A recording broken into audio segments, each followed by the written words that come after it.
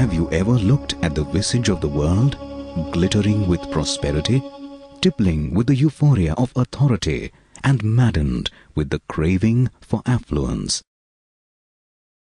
Alas, the face of the world is not unblemished. It bears the painful wound with the stains of ignorance and poverty. The agonizing cries for existence make this wound even more painful.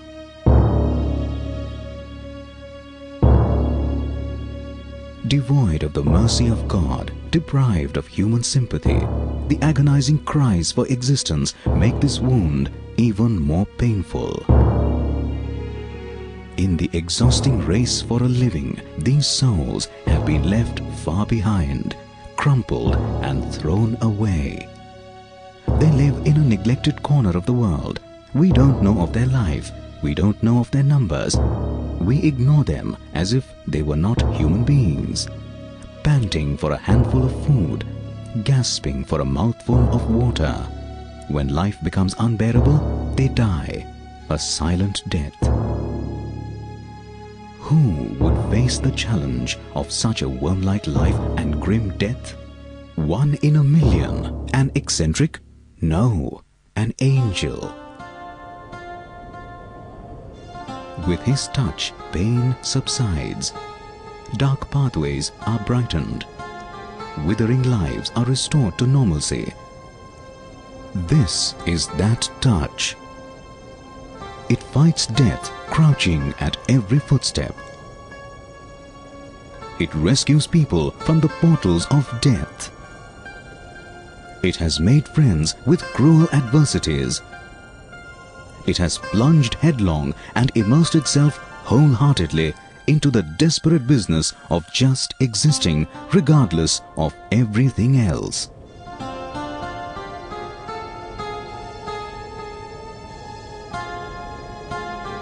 Clothed in a modest vest and plain cotton trousers barely long enough, this quiet and reserved human being has for the past 30 long years in the wilderness of the distant forest been standing steadfast on his convictions and has been working ceaselessly.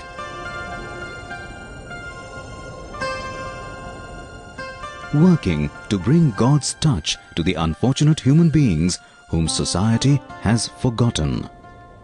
In applying the soothing salve on the wounds of Adivasis, he has been so deeply immersed in alleviating this suffering that he has had not even a moment's time to ask for help from others. Dr Prakash Amte and his wife, who has followed him like his shadow for life, Dr Manda Amte. This is the story of their pious, dedicated and modest life. Not just a story, call it a thriller if you like.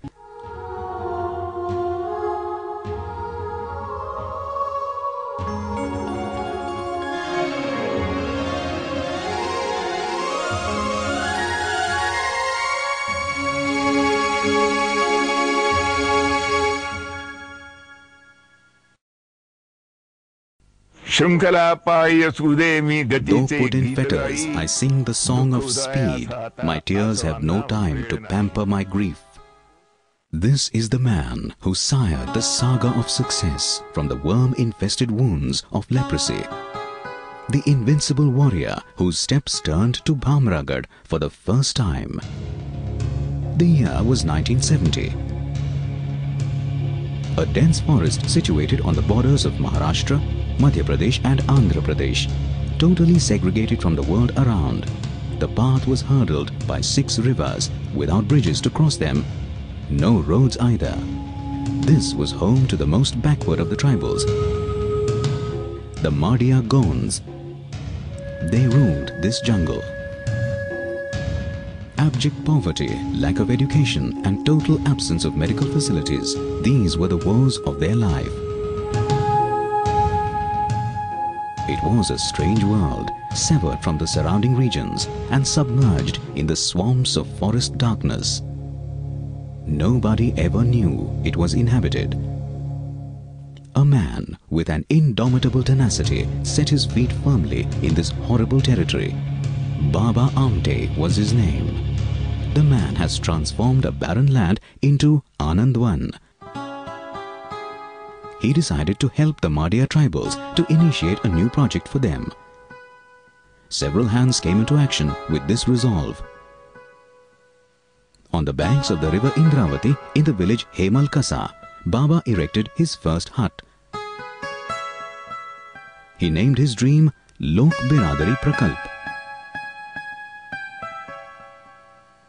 In 1973, the government offered this project some land, and Baba's younger son Prakash offered his word. Begin with your work, and I shall shoulder every responsibility that follows. March 1974. Dr Prakash gave up his internship for Master of Surgery, and Dr Manda gave up her government job. The couple arrived at Hemalkasa.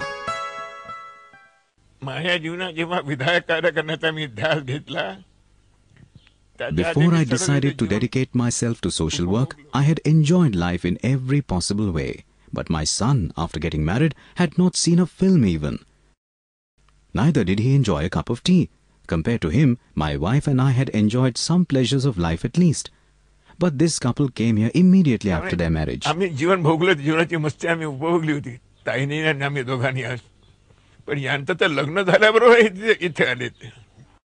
No electricity, no telephones, no means of communication to let others know of your life or death. Cross the rivers and forests on foot for 2 or 3 days. Only then would you see the face of the outside world. Life dominated by a pitiless solitude and the company of ferocious animals. It was a tough time in the beginning, like leaping into flames. When we began, we could get at least the food of our choice. My son and daughter-in-law couldn't eat chapatis and vegetables for months, nay, for 12 years. They had to live on rice and dal only, and some pickle to go with it. Prakash never ate rice in his childhood. He preferred chapatis. I used to scold him for not eating rice. Here, he had to sustain on rice alone. A strange beginning for the bliss of married life. There was no shop in Bhamragad area. Groceries had to be supplied from outside. For 9 months in a year, the roads were blocked. For the remaining 3 months, we worked day and night, supplying food and building material, bricks, lime, timber, iron and so on. The only roadworthy vehicle was the truck. We bought one. Often we had to carry this material through small boats on shoulders where there were no roads. Often we had to wait on the riverbank for the flood waters to recede. Groceries and medicines had to be supplied round the year. Building material was supplied before the rains began. It was a difficult journey, but certainly not a solitary one. Young men from all corners came here as an adventure and offered their entire lives to this project. Baba's daughter Renuka, Vilas Manohar, Dada PANCHAL, JAGANNATH, GOPAL PHADNIS, MANOHAR Yampalwar, Baban PANCHAL, Mukund Dikshit, and the list goes on. 30 years have passed by. The world has changed. The path to Hemalkasa is still not an easy one. Hemalkasa is situated in a remote corner of Maharashtra, 200 kilometers of a desolate path after one leaves Chandrapur. Awesome rivers to cross, overwhelming deepness and darkness of the jungle, a serpentine path that leads you away from the world bragging of the 21st century, a path to an abysmal world.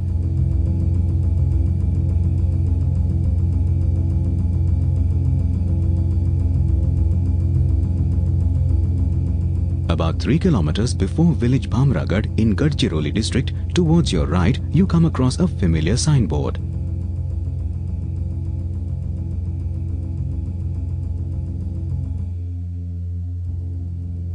These are the camps in the courtyard of the Lok Biradari, campsites of suffering and sorrow.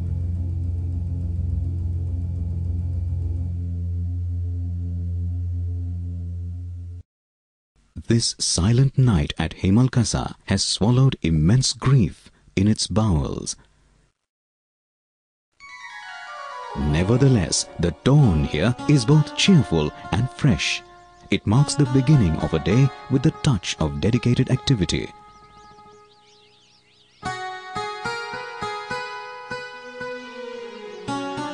Prakash and Manda begin their day treading these familiar paths leading into the depth of the forest.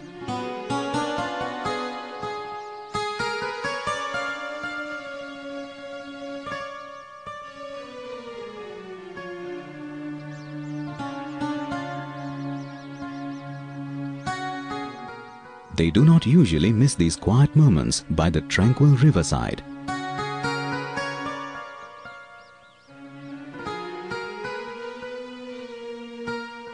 The closeness and harmony of the two minds makes speech redundant.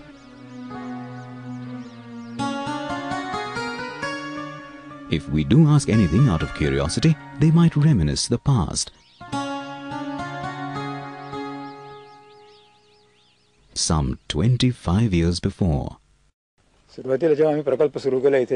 When we began our project in 1973, we had no idea about the health-related problems of the tribals.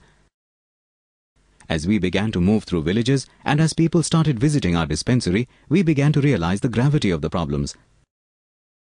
We knew that they lived off roots, tubers and hunted animals, but we had no idea how much nutrition these items provided. We observed that malnutrition was the major problem here.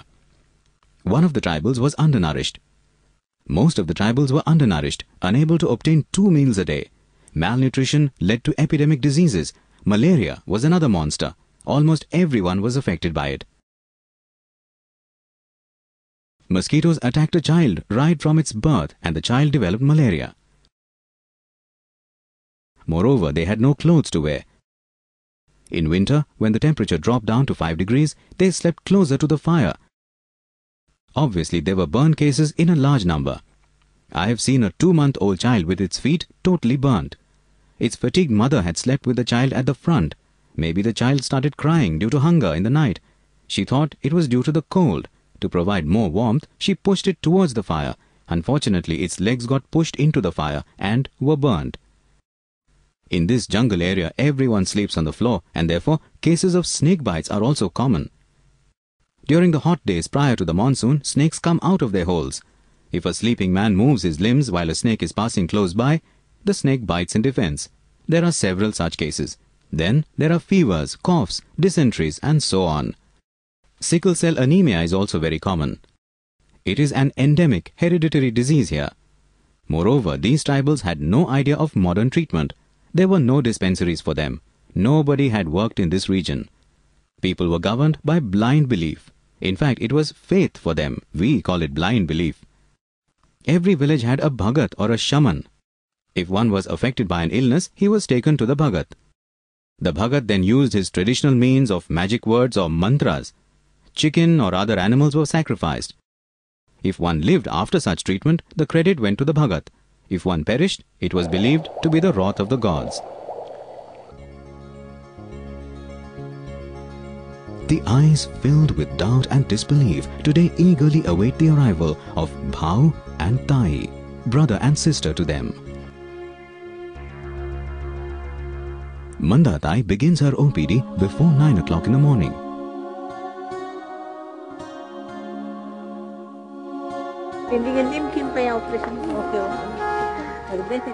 All these faces await her eagerly.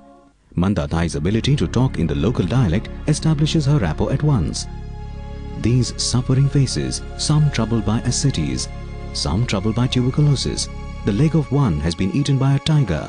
Another one, mauled by a bear, has a severe wound on his back. Most of them suffer from malaria. Cancer? Yes, it is present, and now even AIDS has made its presence felt. Yet none of the eyes would speak of pain. These slight frames can walk 100 kilometers even when one leg is affected by gangrene. The tribals here had never experienced the modern medicines, never seen tablets nor injections. We gave them injections at the hospital, but tablets were a problem. Tribals had no sense of time, no watch, no clock. We instructed them to take a tablet at sunrise, at noon or at night. We had not mastered their language and they didn't know how to take the tablets. Some swallowed all the tablets meant for 3 days in one gulp. Some felt giddy, some started vomiting, and they used to rush to the emergency ward. Soon patients started arriving from a distance of 200 kilometers even. This was even more problematic. We decided to ask them to stay here for some time and teach them how to take their tablets, so that they won't need to come here again and again. Yet we couldn't be certain they won't swallow all the tablets at once. Could have been fatal. But we trusted them. पण तरी सुद्धा एक मोठा risk होता की त्यांनी सगळ्या गोळ्या एकदम घेऊन टाकल्या. त्याच्या जीवाला धोका झाला. Who would bandage the wounds of those who were doomed to walk barefoot for miles and miles? Their food was pieces of snakes, roasted rats and red ants mashed with salt. When this meal was over, they would devour the tablets in one go and guzzle down the bottle of liquid medicine. Treating them was a frightening ordeal. 92 साली एकदा कॉलराची साथ आली. सुरुवातीला एक पहिले काही. In 1992 there was an epidemic of cholera. Initially we thought there were cases of diarrhea and dysentery or diarrhea and vomiting. Suddenly Prakash said, "This is an outbreak of cholera, Vilas. Arrange for saline at once." Within half a day, 300 patients were admitted. I'm sorry to tell you, 22 of them could not be saved, but the rest survived. On that day, a woman arrived with her child, a boy. It was obviously a cholera case. I administered saline at once. By about 4 o'clock in the afternoon, the boy had recovered sufficiently. The woman told me that she would make a trip to her home now. I was a little annoyed at her. Can't you see your son has been rescued from the jaws of death? All the doctors are hard-pressed with patients. Shouldn't you stay here with your son? She started weeping. I asked her the reason. My husband died of the same disease yesterday. I started coming here with my 2 children. The younger one in my arms died on the way. I have left his body covered with thorns in the jungles of Kumarguda. Now that this one is saved, I want to go and offer the other a burial. Now the situation has improved. Not a single Madhya tribal from the 1,000 villages around Hemalkasa remains untreated. This work continues ceaselessly during the nights and days, at the dispensary or in the courtyard, or even on the steps of a house. The afternoon passes. The queue at the OPD is not yet over.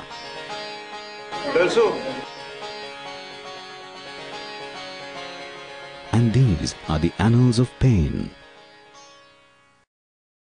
आम्ही सुरुवातीला जेव्हा हा दवाखाना सुरू केला तेव्हा patient लोकांजवळ. When we started this dispensary, the patients had no clothes to wear. Both men and women used to have a single piece of loin cloth. If we offered them a card, they had no way to keep it secure and to bring it the next time. We saw that we ourselves would have to maintain these records.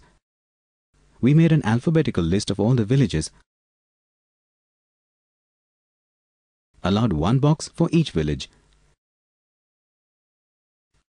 Every box contained the case papers of patients from that village. On his visit, the patient would tell us the name of his village, which made it easier to locate his case paper. This system provided his case history and health monitoring became easy. Today we have records of 2 lakh patients from 1,000 villages around this spot, maintained from day 1 of this dispensary. Patients from remote villages stay in these premises. They cook their own food. They work here as well. This woman called Pishibai comes from the village Kuyar. She has a cancerous growth on her foot. Surgical removal of it is the best possible way.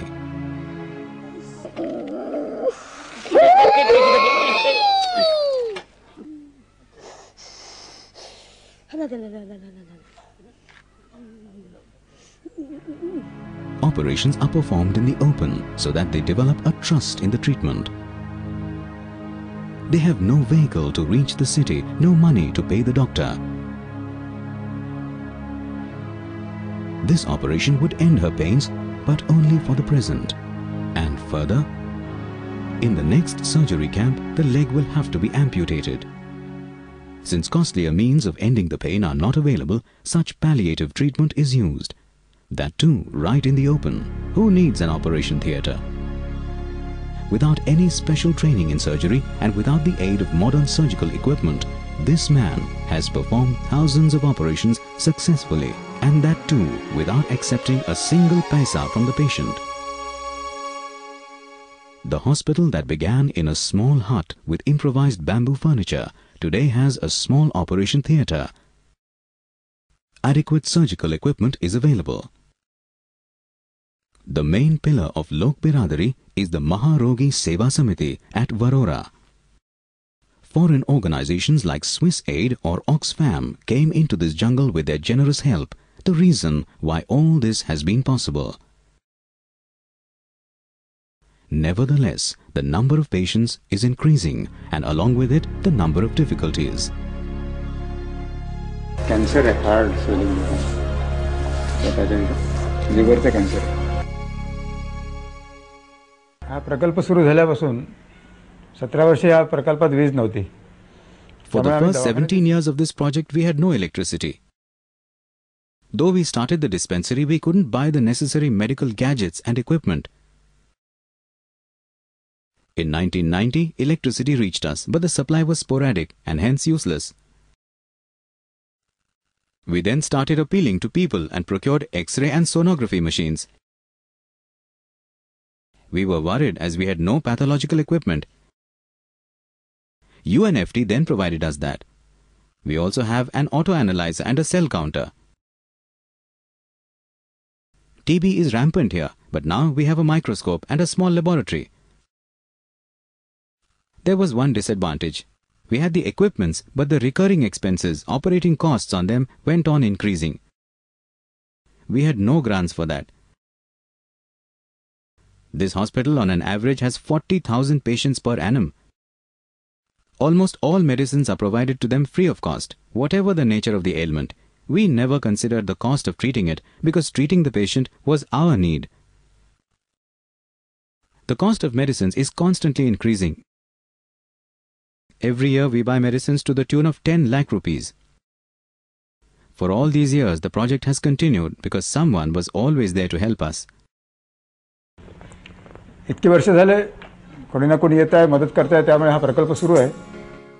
But the increasing cost, no doubt, is an alarming situation. Yet the list of difficulties has never overshadowed the enthusiasm here. The innocent smile of a safely delivered child after all the difficulties of labor, that perhaps is the greatest reward for the doctor.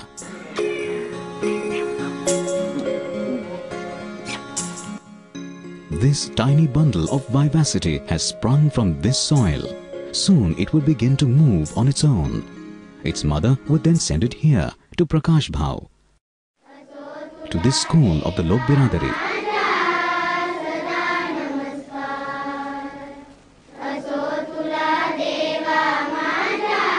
These children have come from villages located at a distance of 4 days' walk through hills and valleys. Would you believe their parents have brought them here at a very tender age in this residential school of the Lok Biradari?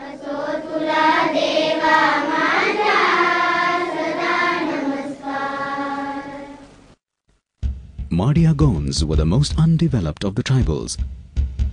Formal education was unnecessary and purposeless in their way of life.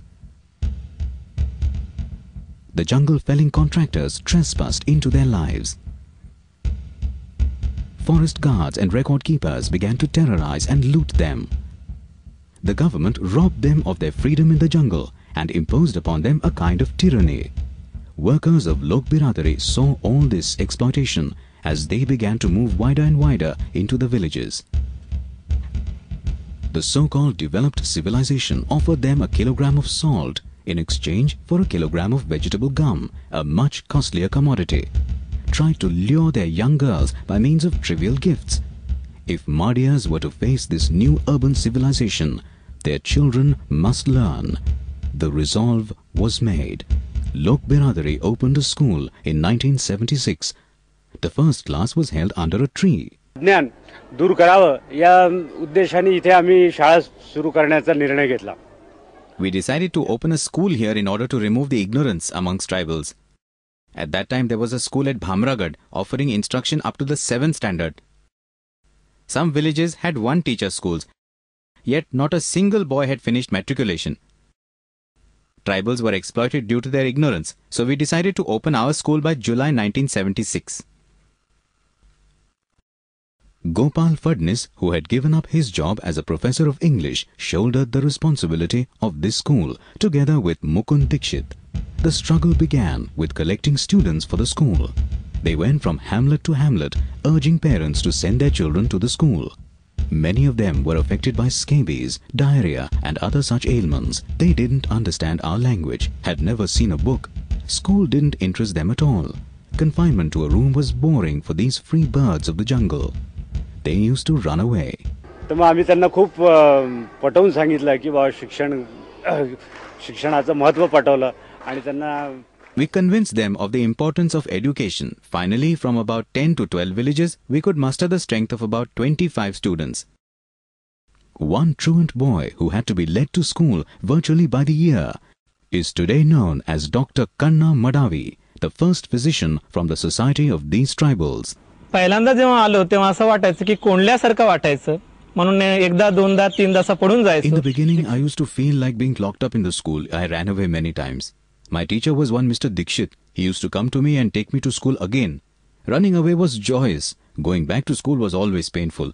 But Mr. Dikshit offered me love and developed my interest in studies. Our school was not a four-walled school. We studied under a tree by the riverside. I became a doctor through such a process that comprised love and motivation by all. Prakash Bhau, Vilas Bhau, PHADNIS Sir, Tai and all these people. After Dr. Kanna, this school wrote yet another story of success, that of Dr. Pandurang Pungati.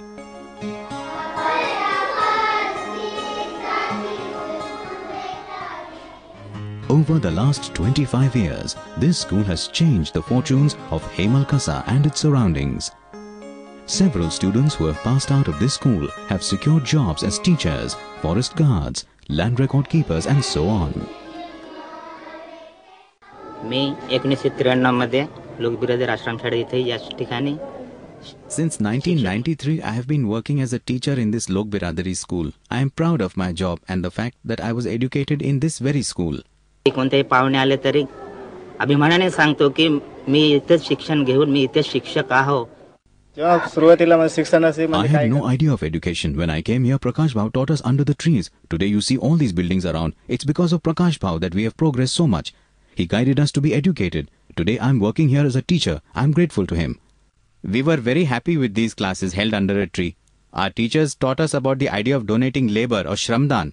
They taught us about the dignity of labor. No work is inferior. Today you see this school, the students' hostel for our tribal children. All this is due to Prakash Bhau.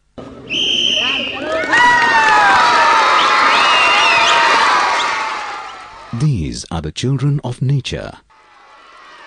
They delight in competing with the wind, in throwing the javelin with all their might. Even on the sports ground, none would be able to defeat them.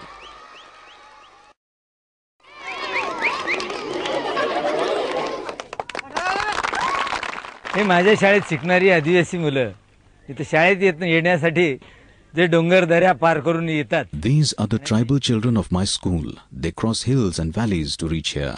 That strenuous activity has toned up their muscles so much that even without the help of modern sports facilities, they have successfully competed with the urban students and won prizes at the state and national level athletic meets. It's all in the muscles. मिळवण्याचं श्रेय त्यांना त्यांच्या muscles मध्ये तयार झालेलं आहे.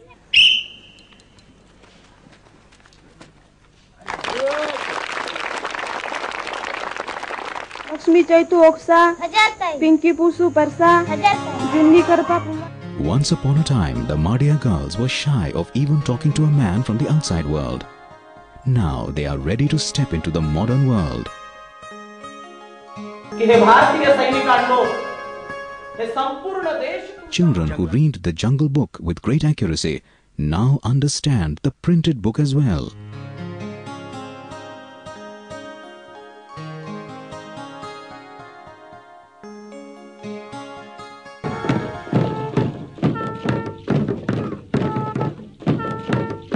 The Madhyas lived mainly on hunting until recently. They had no idea of ploughing and cultivating the land. Their idea of agriculture was casting seed at the beginning of the rains and harvesting whatever grew.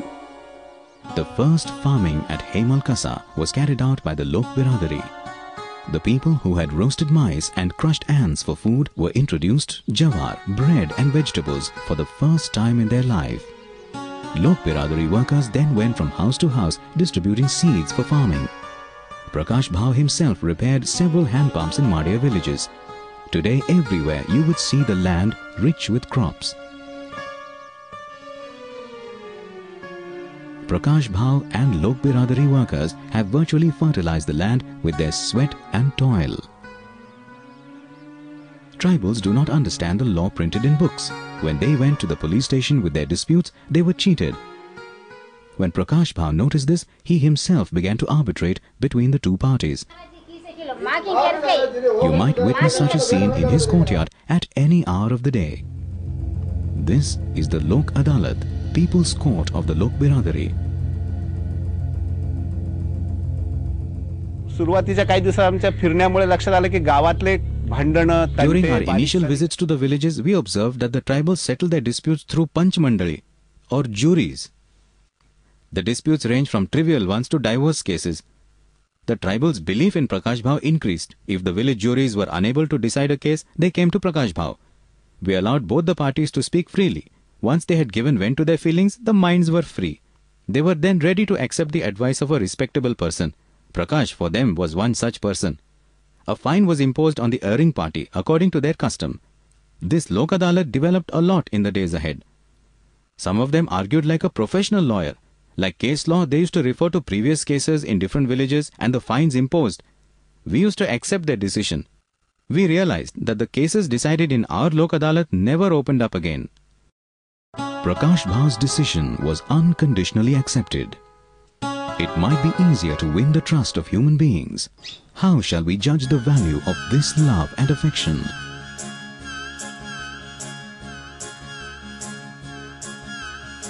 Who are the other inmates of Hemalkasa? Just think about it. All these are the kith and kin of Prakash Bhau. The history of this relationship is indeed astonishing.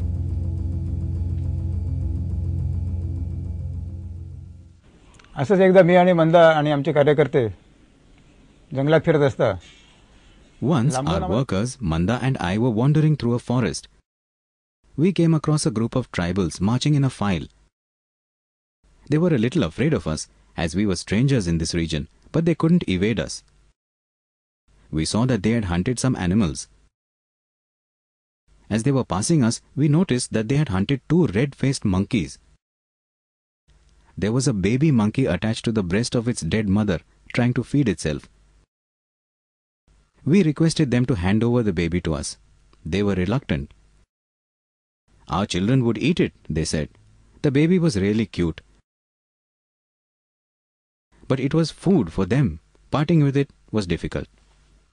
We said we would offer you some other food in exchange for the baby. After some bargaining, they agreed. We carried the baby to our cottage. Bottle feeding restored it to good health within a couple of days. I developed friendship with a dog I had brought from Nagpur. We had to take some efforts, no doubt, but on the 3rd day, the dog began to carry the baby on its back. As people began to see the effect of our medicines, the number of patients began to increase. Some brought to us some bear cubs. These were additions to our monkey and deer. Then came the panther cubs. They too grew in the open. For about 2 years they lived with us in our house. They came with us for a walk, a bath in the river, played with the dog. My children also were very young at that time, Digant, Aniket and Aarti. Aarti was hardly 1 year old. When she was born, she weighed 1.75 kilos. Negal, the panther, was 500 grams on his birth. Both were of the same age. Within a year, Aarti grew to 8 kilos, while Negal grew to 50 kilos.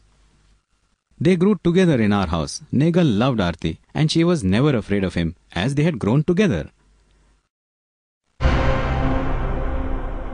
The story of animals who grew on the premises of Lok Biradari, of lions and tiger cubs, of crocodiles, monitor lizards and snakes, of swift deer and lovable monkeys has been immortalized by VILAS MANOHAR in his book titled Negal. The one who frolicked and romped with Aarti was Negal. He even followed her to the school. Prakash Amte was certainly loved by humans, but ferocious animals too were equally attached to him. What could be the secret of this affection? पण मगरीपासून तर वाघापर्यंत जे या लोकांनी प्रेम दिलं त्याची तुलनाच होऊ शकत The love offered by all these animals is beyond comparison. I often say the trust offered by these four-legged or legless animals is so much. I don't trust the two-legged animal to that extent. This lust for life that challenges the most venomous creatures must have had a limitless treasure of love at its core. जिथे भीती असते तिथे प्रीती नसते. Where there is fear, love can't exist. One who plays with a bandit crate around his neck treats life and death even-handedly. Only he can perform such experiments in love. That is the secret of his love. This huge project that has attracted the affection of both animals and humans has behind it the inspiration of Dr Prakash and Manda Amte. The cumulative power of several dedicated hands has kept the activity progressing continuously. आम्ही आज जवळजवळ 25 वर्ष एकत्र काम करत आहोत. आम्ही प्रत्येक जण We have been working together for almost 25 years now. Each one of us came inspired by Baba, or because we wanted to work with him. At that time, this region was more isolated from the other world. There were no means of transport. We came here and settled here automatically. Now, after these 3 decades of activity, we are a little tired. We are waiting for a new generation to receive some relief. My son is going to join me. Digant, son of Prakash, is already here. We constantly think of the continuation of this work, of the future, not the past.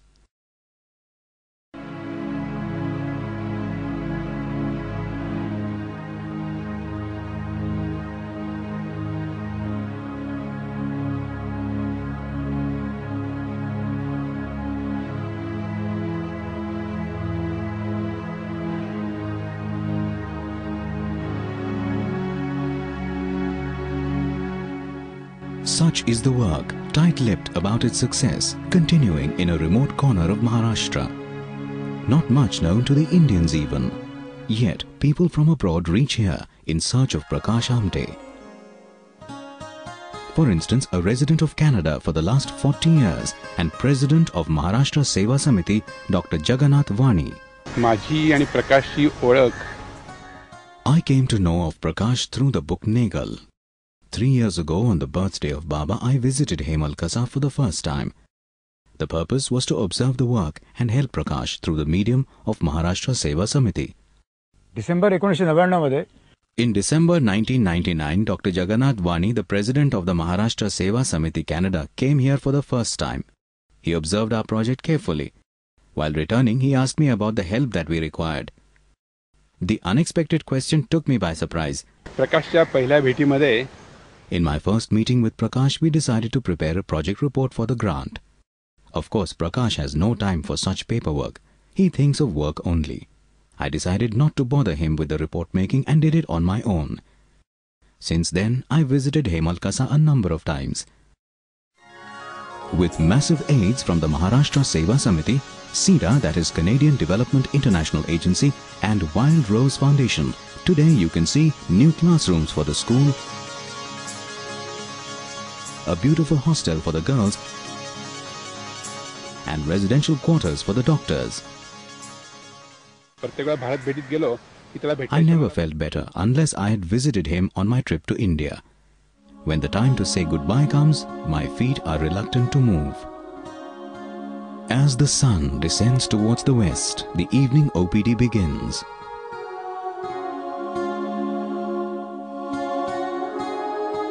Pishibai, who was operated upon for cancerous growth just 4 hours ago, is sleeping peacefully now. Dalsukh, who had reached the portals of death a few months ago, has been cured of tuberculosis and has come to visit Prakash Bhau together with his father. This is the same touch, charged with the same power of dedication, the same degree of fervor, but it comes from the new generation. Dr Digant, the son of Prakash Bhau and Mandatai, he has returned to his chosen land. लहानपणापासूनच असे बरेचसे patient मी बघत होतो, आई बाबांना treat करतानाही बघत होतो. I had been observing such patients and the way my parents treated them since my childhood. I had made a resolve right then, and it became firm as I grew, that I shall be a doctor and work in this place only. Accordingly, the steps were taken. No attraction enticed me. I don't know why. Maybe it was the pull of this land, but I am here to stay. Henceforth, the nature of this hospital shall remain as it is. As an expansion of it, I have plans of starting a mobile hospital. Activity म्हणून mobile hospital सुरू करायचा माझा एक विचार आहे. Pandu, the boy who grew up with Aniket and Digant, is also going to join them. Now Dr Pandurang Pungati, a pediatrician.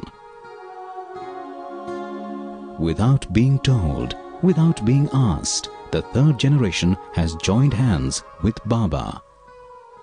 The struggle and sacrifice of 2 generations has been augmented with these young dreams. Now, the path under the feet has become more familiar, more affectionate, like a good friend. It is covered with the petals of appreciation, scented with the fragrance of admiration across the continents, and bedecked with bouquets of awards. The Indian government has honoured this dedicated life with the title of Padma Shri.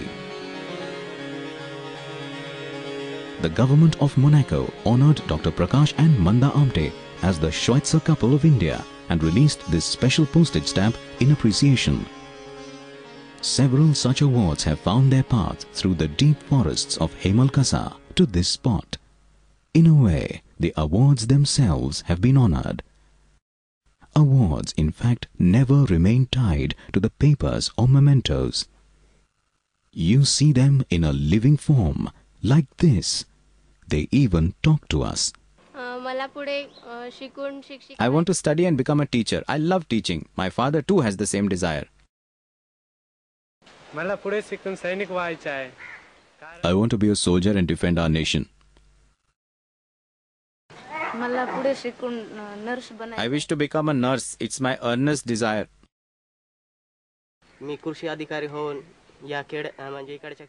I wish to become an agricultural officer and teach our people the modern methods of farming. New dreams have begun to spring from this soil. A new enthusiasm is taking firm root. This is an eve of fulfillment for a father with a fighting spirit. Bhagwan Arvind Ghosh had written a postcard, "Turn your back on the world and the entire world shall stand behind you. Go ahead. I have experienced this in my life. I can see Prakash experiencing it. I am the fortunate one indeed. A man of the old generation hands over his charge to the new generation and bids farewell to the world with a grateful heart on his way to the last moment. I have seen this happy succession. All my pains have been exalted in that."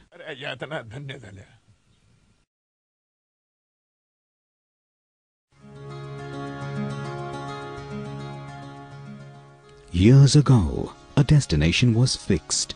The journey has progressed much further ahead. Yet, there are many miles to go before they sleep. Sometimes in a leisurely moment, they remember the old days. The entire life flits by before their eyes, and the bright light burns on ceaselessly. Countless pains, limitless labor, host of difficulties overcome, everything is beyond restraint. Yet these companions for life, on the strength of their togetherness, are engrossed forever in their chosen mission